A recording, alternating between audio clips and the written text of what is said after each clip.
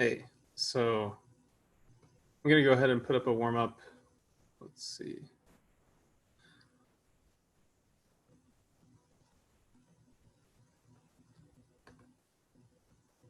So let SD be R squared.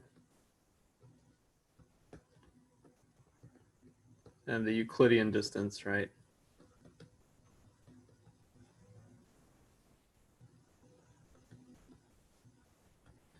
Uh, the problem is to show that the unit circle, so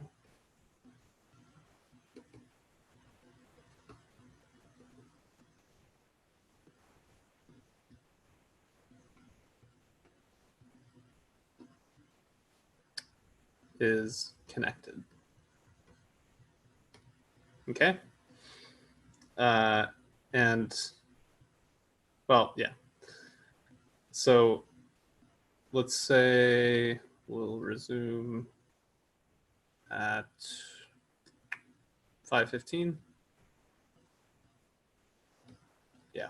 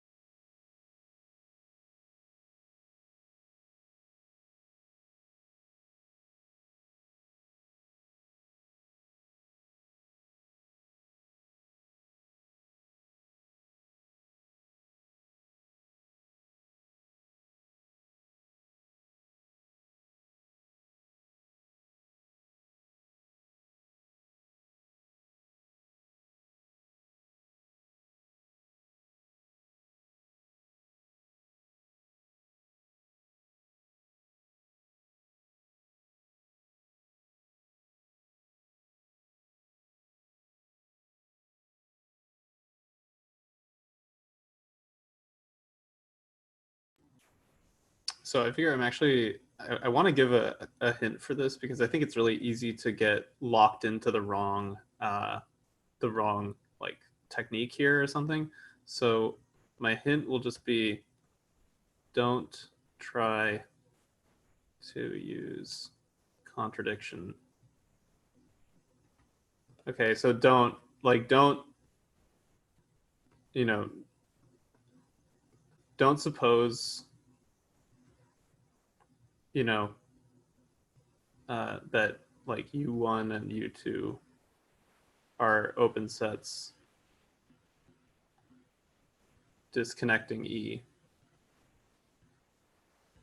There's a much simpler and more direct argument. This can actually be solved in like, 1 or 2 lines pretty much. So yeah, just try to think of the theorems we have at our disposal.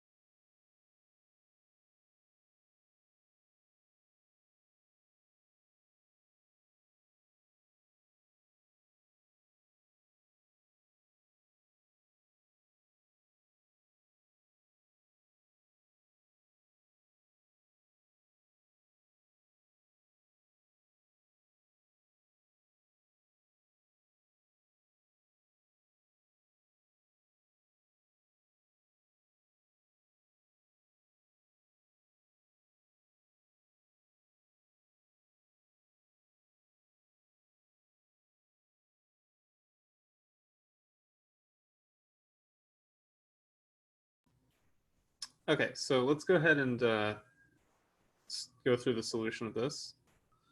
So, well, would anyone like to volunteer here? Oh, sorry, there's a siren going by. Yeah, so anyway, yeah, does anyone have, just in a few words, an idea why this is true?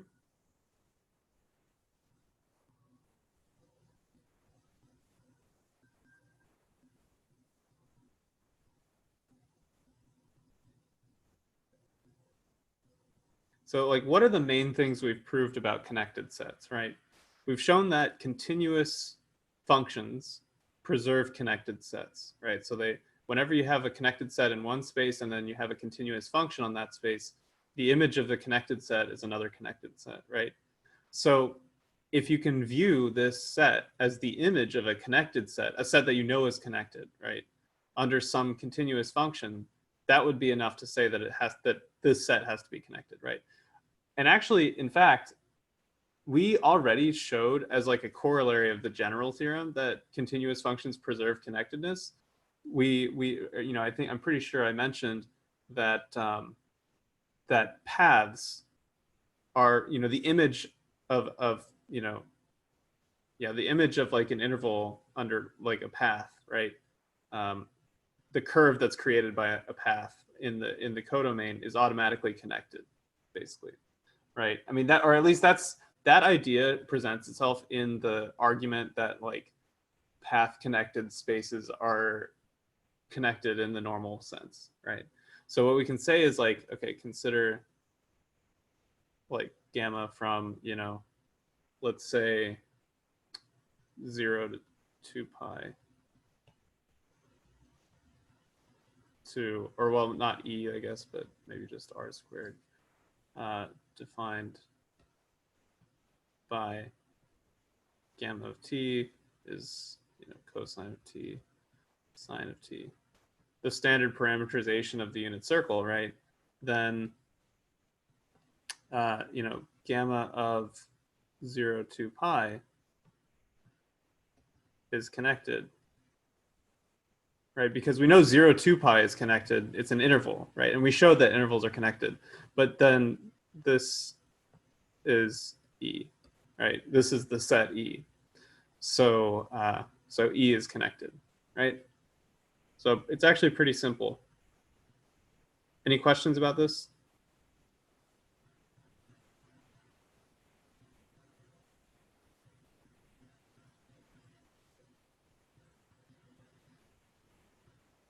Hold on, let me pull up the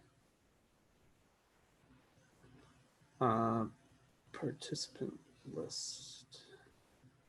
There we go. Okay, so if there are no questions about this, I guess now is as good a time as any probably for me to, you know, open things up to general questions. So if you have any questions overall about any of the material so far, including old material or homeworks or anything, I'm happy to answer those now.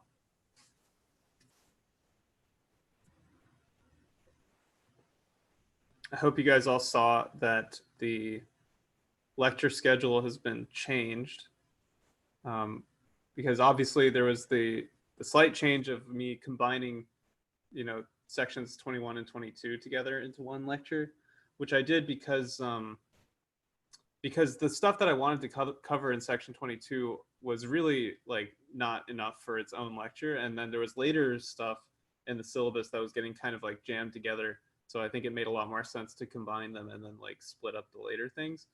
And then the other thing I changed is that I just eliminated section 6.35 from the syllabus entirely because I never planned to actually cover that. I don't really know why it was in there. But anyway, yeah, so it freed up a lot more space to spread out some of the more like, you know, some of the hefty later material, which for some reason was getting combined when it really shouldn't have been. So anyway, yeah, the lecture schedule has been changed just a little bit, but it shouldn't, I think it shouldn't change any more than this. And then of course the new homework has been posted, the old solutions for homework 4 are available too. Yeah, so okay, I guess if there are no questions right now, I have some more problems that we can work on. So here's what I think is like a pretty basic problem. We have a nice, simple problem about the definition of continuity, or the sort of, you know, open set version of continuity for metric, you know, functions between metric spaces. So yeah, I think let's do that. Yeah. Okay, so yeah, here's the problem. So consider f from S to S star. These are two metric spaces, of course. Show f is continuous at S naught S if and only if for every open set U in in S star containing f of S naught, there exists an open set V in S containing S naught such that f of V is a subset of U. Okay? So it's not that complicated actually. It's just I think this is actually a really good like sort of reinforcement of your understanding of like how the sort of inverse image open set version of continuity relates to like the epsilon delta version of continuity basically. So anyway, I'm gonna go ahead and make a little room for you guys to talk if you want.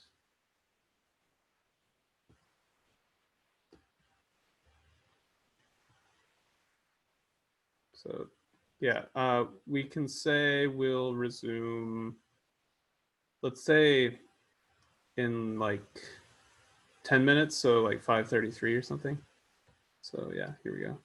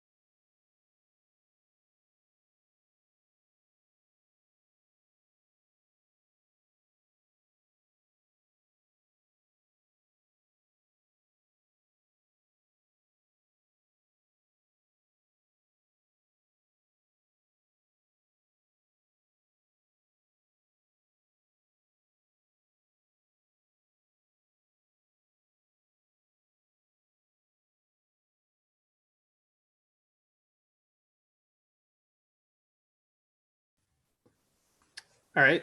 So, sorry. Let's see.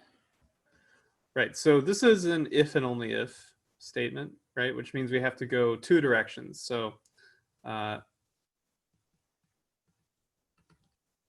so first, let's suppose f is continuous, right? Suppose f is continuous. Then, of course, so we want to show for every open set U containing f of s naught, there exists an open set V, blah, blah, blah. So the first thing we should do is just let, so, well, okay. So f is continuous at s naught, sorry. At s naught. Then let U be an open set in S star containing f of s naught, right? So now we want to show there exists an open set V, so containing s naught, such that f of V is a subset of U. Okay. So how might we do that? Any ideas? There are two things that we have to take advantage of, right? There's the fact that U is open, right? And there's the fact that f is continuous at s naught. So let's think about what those two things actually give us, right? What does the fact that U is open tell us in this situation? Like, what can we use?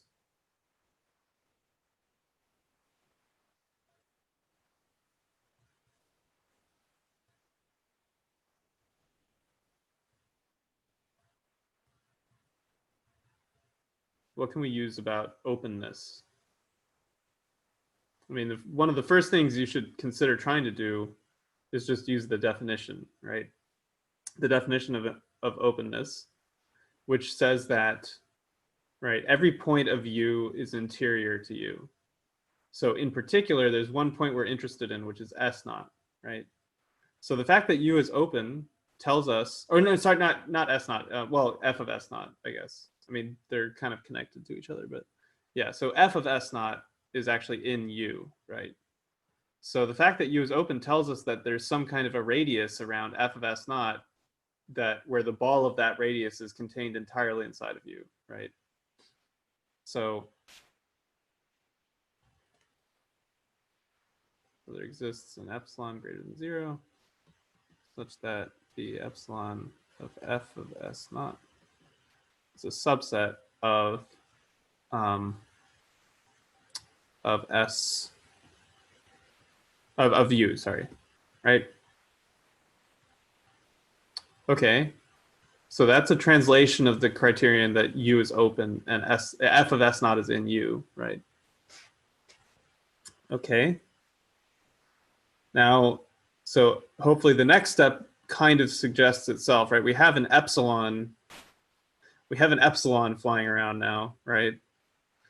And we have a continuous function. So, the natural thing to do might be to extract a delta from the situation, right?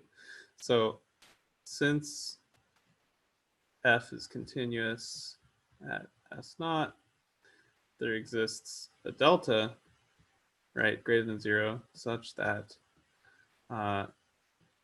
well, let's say f of b delta of f of s naught, sorry, not f of s naught, of s naught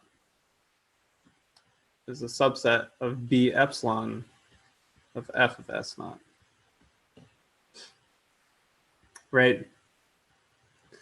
Do you guys understand why this is a translation of like the epsilon delta criterion, or specifically that this is basically a translation of the statement that for all s in S with the distance between S and S naught less than delta, we have that the distance in S star of f of S and f of S naught is less than epsilon, right? This is literally just a different way of writing the exact same, this exact statement, right? So yeah, I hope that's clear. So so then, but then, right? So this is a subset of U. So f of b delta s naught is a subset of U. So b delta of s naught is the desired v, right? Or is one choice at least. It's a valid choice for v.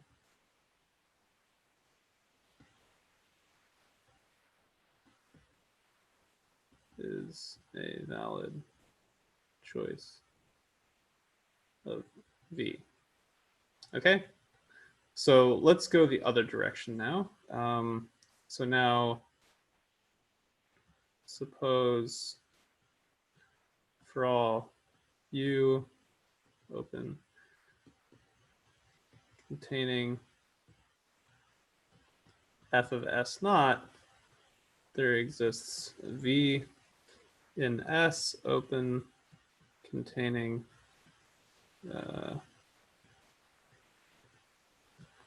S naught such that f of v is a subset of U, right? Now we want to show that f is continuous at S naught, right?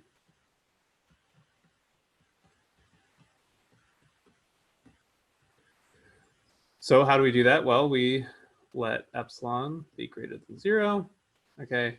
This is honestly, it's like just kind of a reversed version of what we just did, I guess, right? Because then, well, okay, let's see. So, right. So then b epsilon of f of s naught is an open subset of S star containing containing f of s naught. So there exists a v such that f of v containing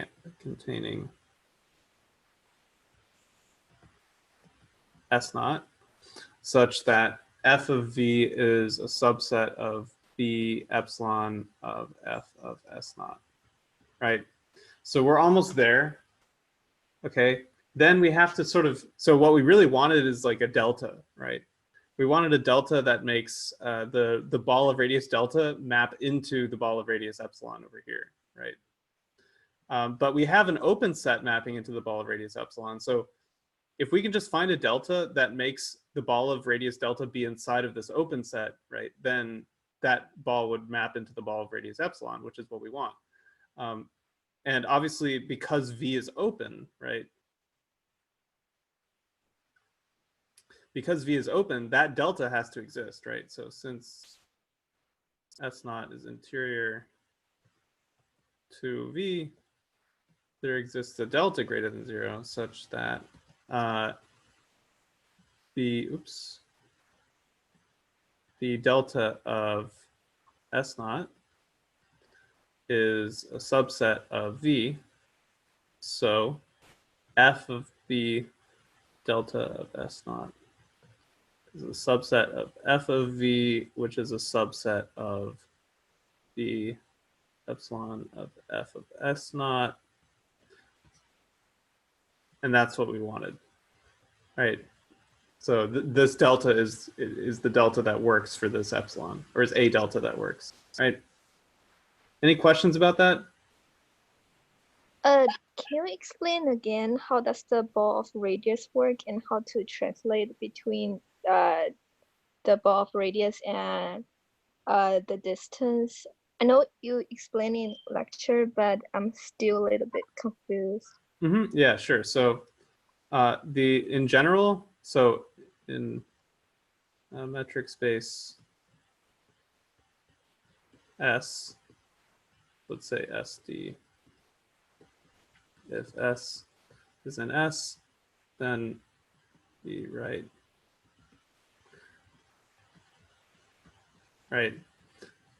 for R greater than 0.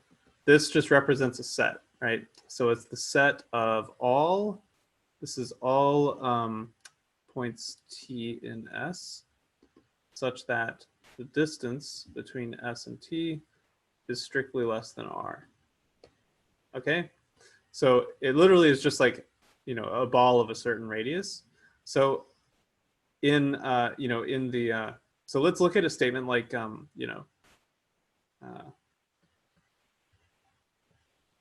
basically, okay. Given epsilon greater than 0, delta greater than 0, we have that. Let's see. So how do I want to say this? For all S with the distance between S and S naught less than delta, the distance between F of S, F of S naught is less than epsilon. If and only if, so this is one statement. If and only if F of the ball of radius delta around S naught is a subset of the ball of radius epsilon around F of S naught. Okay, so the reason for this is that, okay, let's think about this set here, right? The set inside of the parentheses here is the set of all S and S with the distance between S and S naught less than delta, right? That's what this set represents. So what we're saying is when we evaluate F at any point in this set, we end up in this set, right? And this is all F of S such that, yeah, exactly. Well, okay, actually, so it's really not, yeah, sorry. I guess I should just say all T or something, all T such that,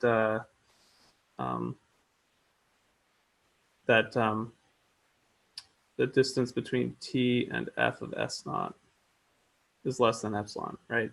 What we're saying is that, like, okay, if you take any point in the set of, in the ball of radius delta, right? So that's basically any point in S within distance delta from S naught, and then you evaluate F naught, or you evaluate F at that point, right? So you take any point in the ball, you evaluate F at that point, you land in this ball, which means that the distance between F of S, right? So if you start with S over here and then take F of S, the fact that it lands in this ball means that the distance between F of S and F of S naught is less than epsilon, right? Because that's the condition that you need to be inside this set.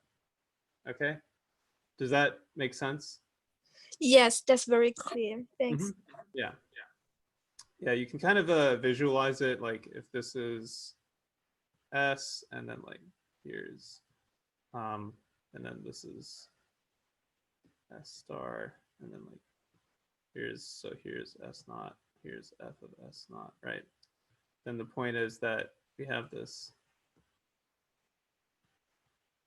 ball of radius epsilon, and then this is a ball of radius delta, and the point is that this kind of goes into this set somehow, right? Although it's not clear what the shape would be, but I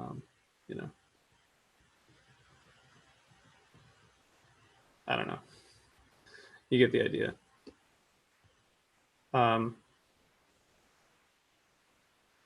Yeah, but as long as all of these points land somewhere inside this ball of radius epsilon, that just means that for any point in here, the distance of the image of that point from f of s naught is going to be less than epsilon. Okay, anyway. So that's that. Let's look at one more problem. Um, hmm.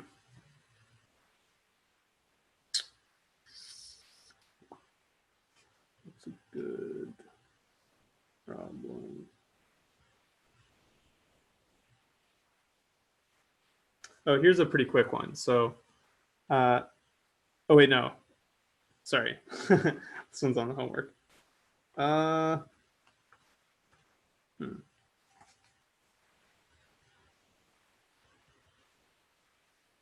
Okay, how about this? Prove that if E is connected,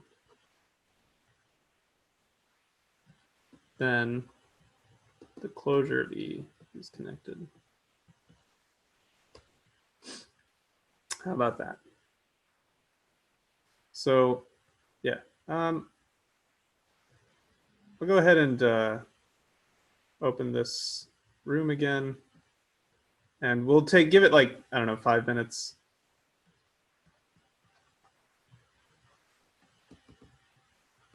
I don't know. Yeah, 5:56.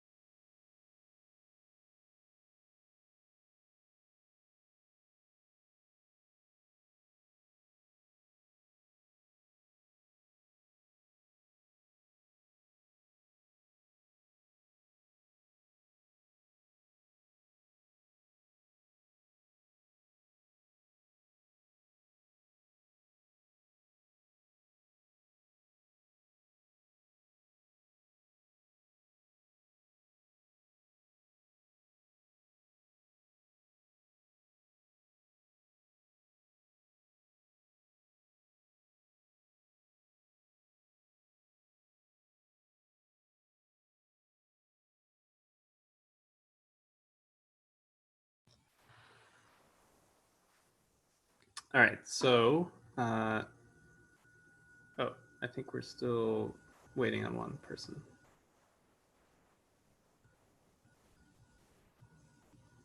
Okay, great.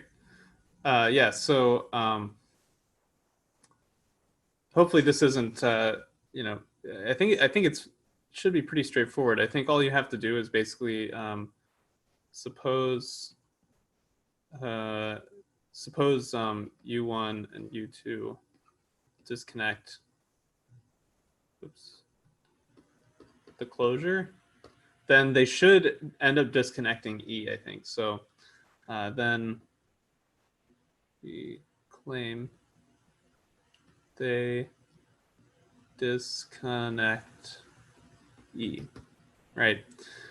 So what do we have to do to show this? Well, one thing is, okay, we have to show that U1 intersect E and U2 intersect E are disjoint, right? But since E is a subset of the closure of E, we should have U1 intersect E intersect U2 intersect E is a subset of U1 intersect E closure intersect U2 intersect E closure, which we know is the empty set by assumption, right? And then let's see. So the other thing is we want for E to be the union of U1 intersect E and U2 intersect E. And for this, actually, notice that it's enough. It's enough to show E is contained in the right-hand side. Because obviously this expression is automatically a subset of E because you're intersecting both of these sets with E on either side of the union. So so if you let X in E, then X is in E closure. So X is in U1 or U2, but then X is in U1 intersect E or U2 intersect E, one of those two, because X was already in E, right? So it's pretty trivial, I guess. Really, like here's the picture that you should have in your head. Like, I mean, this whole sort of string of symbols and stuff, it all flowed from just one mental picture, which is basically like this condition here. Intuitively, the idea is that like U1 and U2 cover E, right? And then it's like, if we assumed that they covered E closure, right, then they have to automatically cover E just because E is a subset of E closure, right? So whenever you have some like two sets that cover another set, they automatically cover any subset of that set also, right? So that's kind of like where this comes from, I guess. And then the last thing is that U1 intersect E and U2 intersect E are non-empty. I guess this is the part that could be a little bit tricky. Yeah, this actually does require a little bit of work. So it's not as trivial as I thought. Okay, but it shouldn't be that bad. So so let's just show one of them is non-empty. So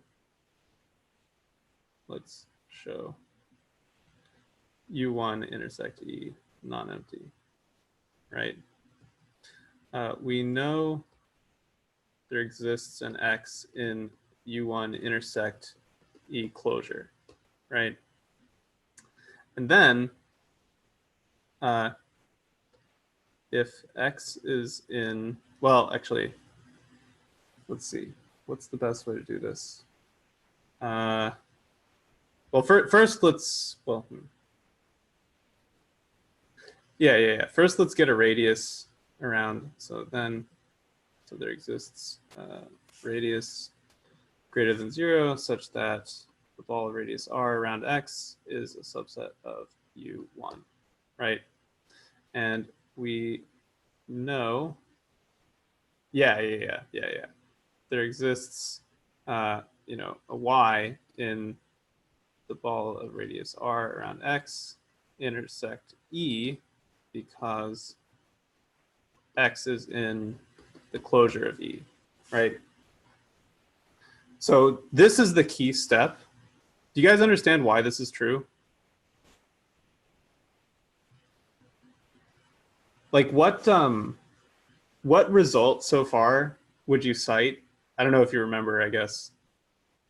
But if you remember proposition 13.9, I'm pretty sure this is basically like either, if it's not directly one of the statements they make in proposition 13.9, it's like a special case of one of them, or it's like an immediate consequence of one of the statements in proposition 13.9.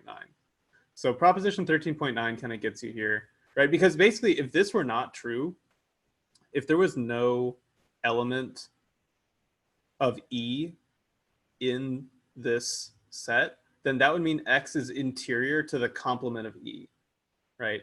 But that automatically means that X is not in the closure of E, okay? So yeah, there has to be some point in this set, in this intersection here.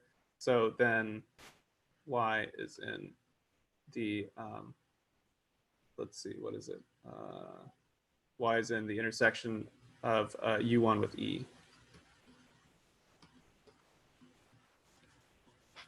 Okay, any questions about that?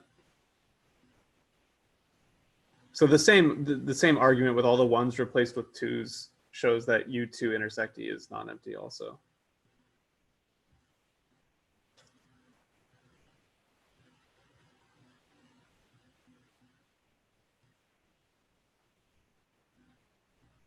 Okay, well, that's it then.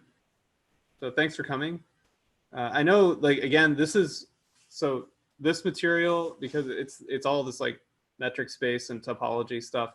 I know it's like some of the most challenging material, and the lecture was like longer than most lectures. So, you know, I totally understand if you guys don't feel super comfortable with this material yet, but you know, it's really good that you're coming to these and engaging with it and working on the problems, because that's definitely how you get better with it. It's just keep working, you know, keep kind of grinding these kinds of problems out and going carefully step by step, you know, looking at the logic and reminding yourself of all the definitions whenever you have to.